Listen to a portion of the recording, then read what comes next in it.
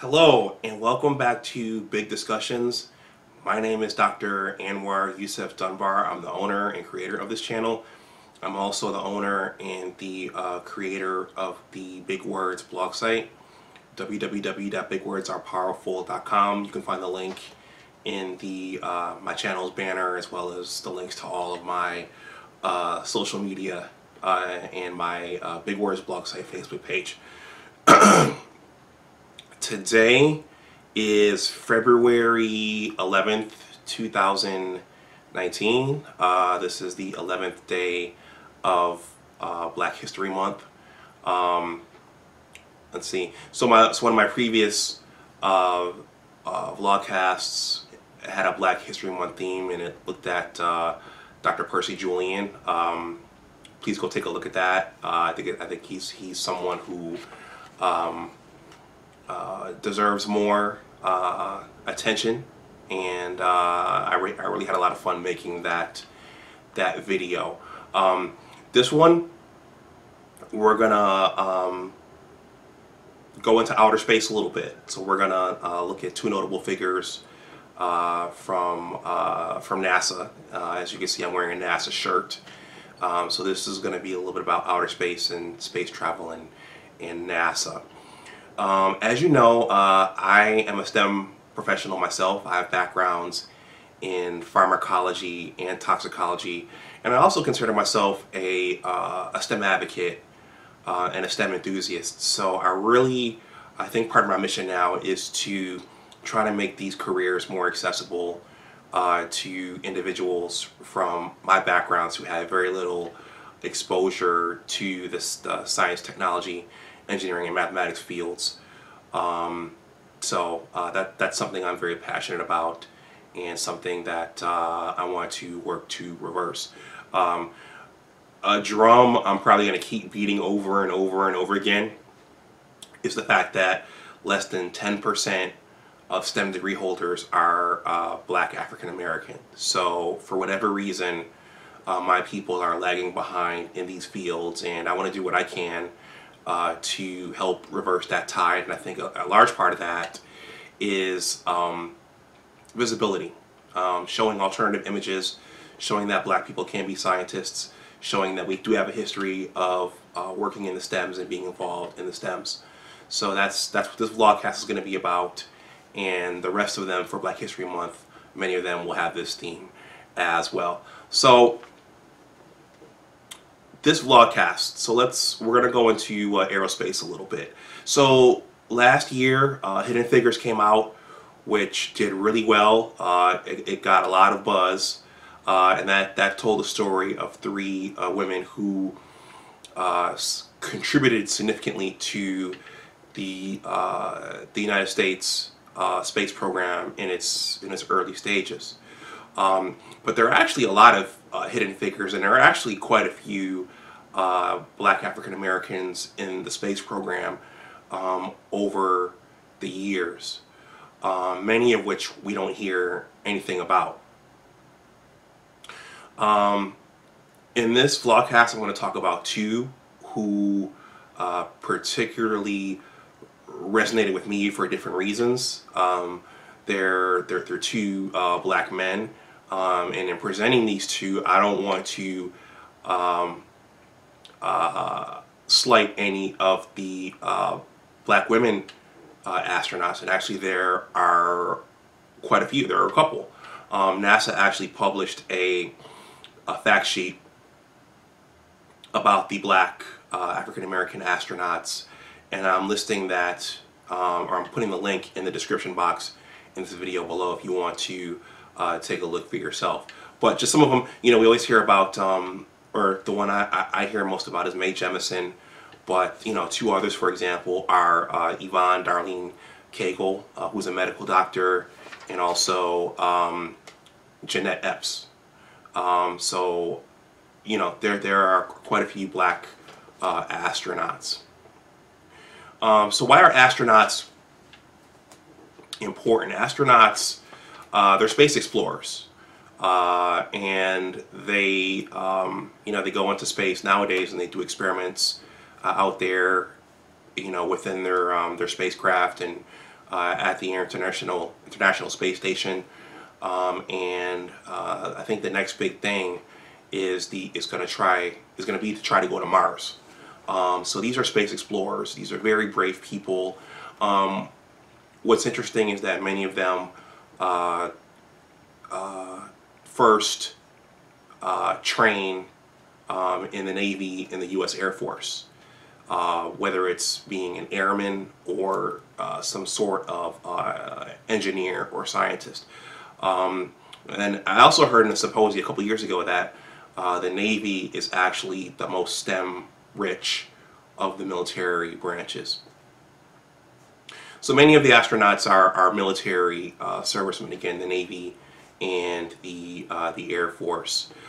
Some of them, interestingly, if you look at that fact sheet, some of them are actually physicians and medical doctors as well, and they have a broad.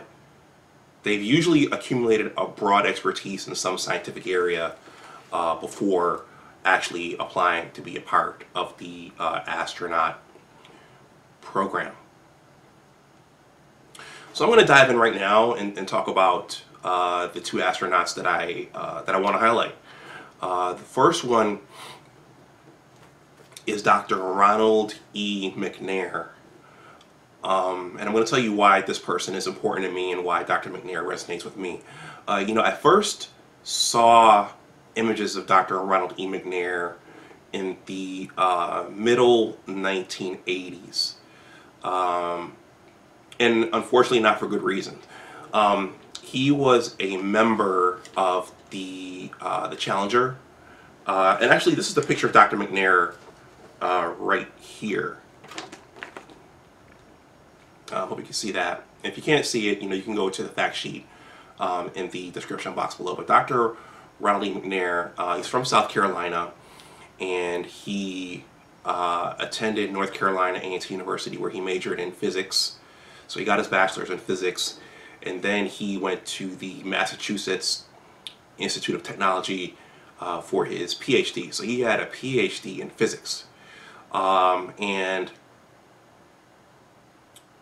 let's just, you know, it's not just that he had a PhD in physics, which is the grandfather of all the sciences, but he got it from MIT. And if you know, MIT is kind of like one of the top, if not the top science and technology institution in the United States and maybe even the world. So this was a very smart guy, a very intelligent guy, and a very well accomplished guy when he applied for the astronaut program.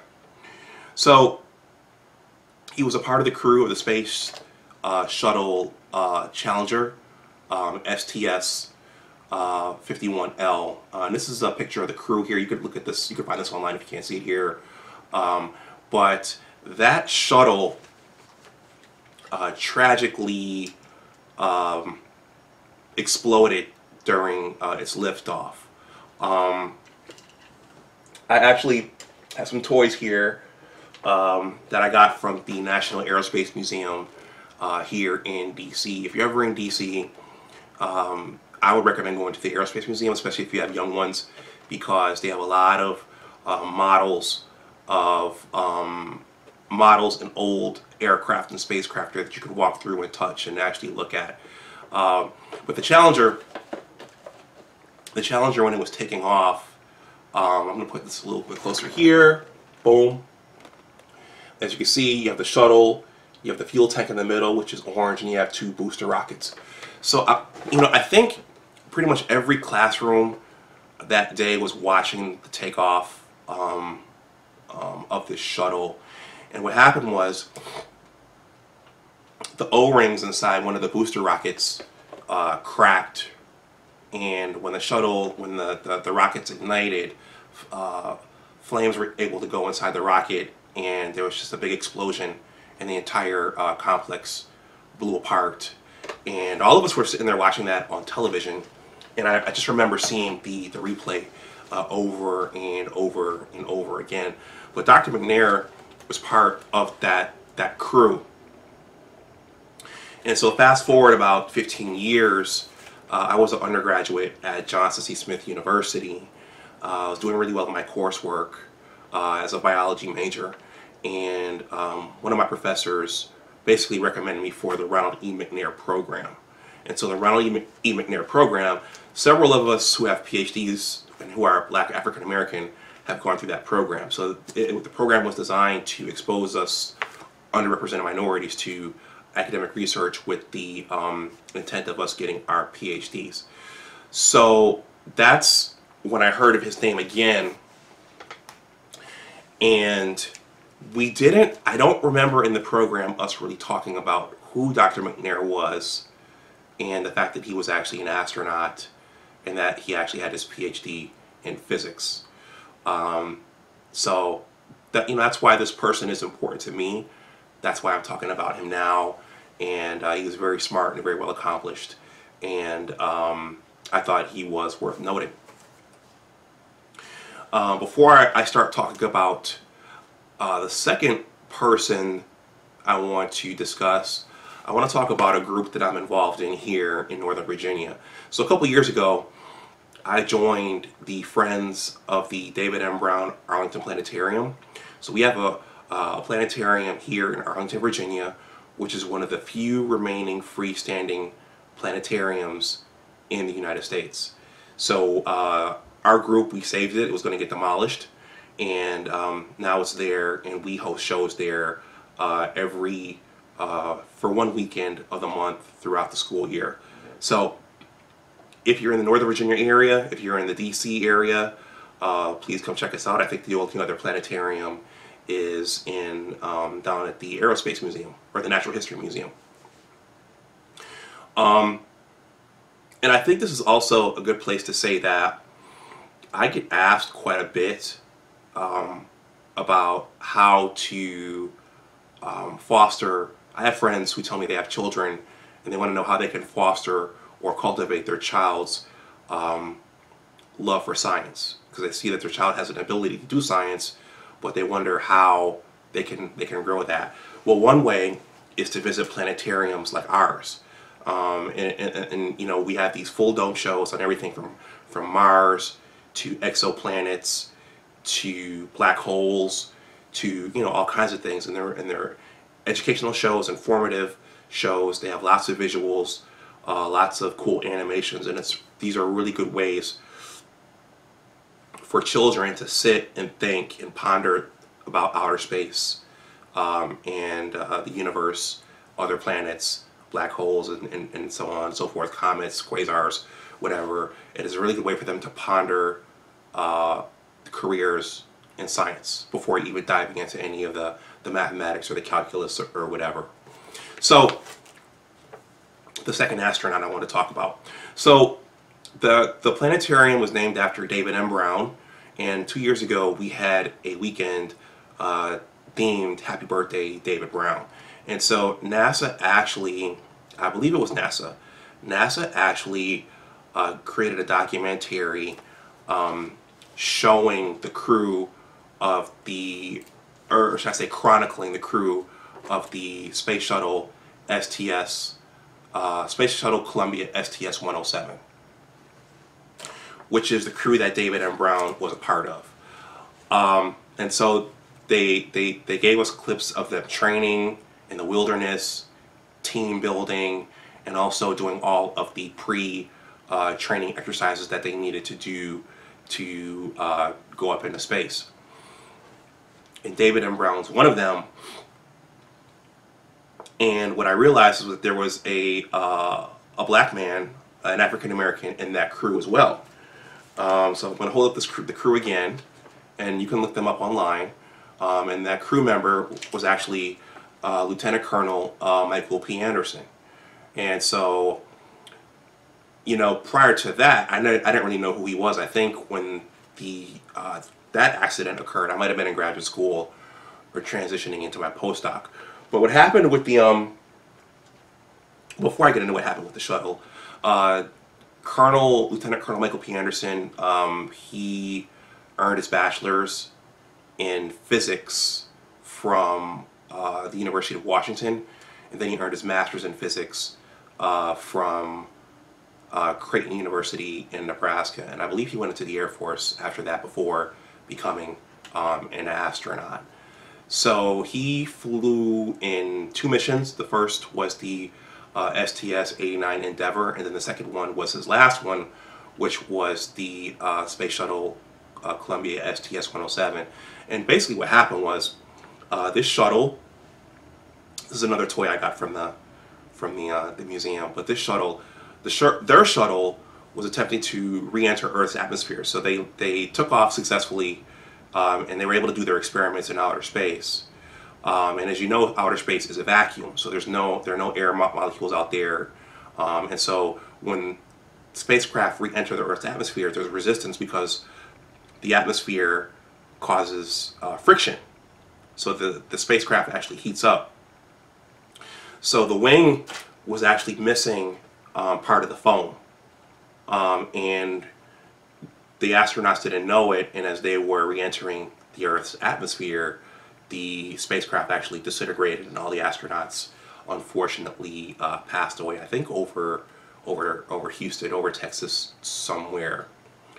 But you know, I didn't know who he was prior to seeing that, and if I hadn't been on the board of the Friends of the Arlington Planetarium and been there watching that show, I probably wouldn't have known who Lieutenant Colonel Michael P. Henderson was. So I wanted to highlight these 2 astronauts.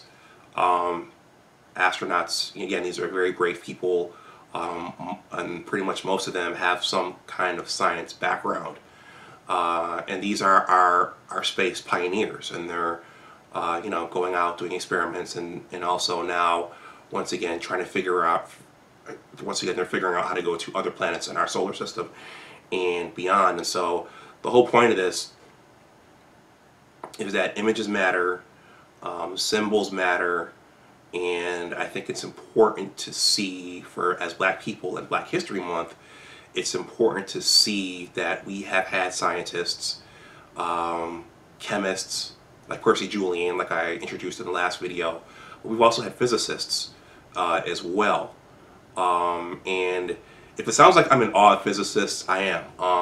I have a biology background in pharmacology, toxicology, but when I sit and I listen to the physicists talk, when they come and give talks at the planetarium, I'm very much in awe of the things that they talk about and the experiments that they do, because, you know, these are very, very bright people. So these are things that our kids can do. They can be physicists, they could be astronomers, they could be engineers, and there's lots of opportunities now going forward. As I mentioned, the next thing is going to Mars, and we will need scientists, we will need astronauts, we'll need scientists who can build a spacecraft, we'll need scientists who can build the technologies to power the spacecraft, and who can set up the colonies once we get to Mars and to other places. So there are opportunities here for those who have the skills to get involved, and these were 2 Black astronauts who were involved in the NASA space program. Once again, I put a fact sheet about the other Black astronauts in the description box. Please take a look, and thank you for watching, and once again, I will see you next time. Bye-bye.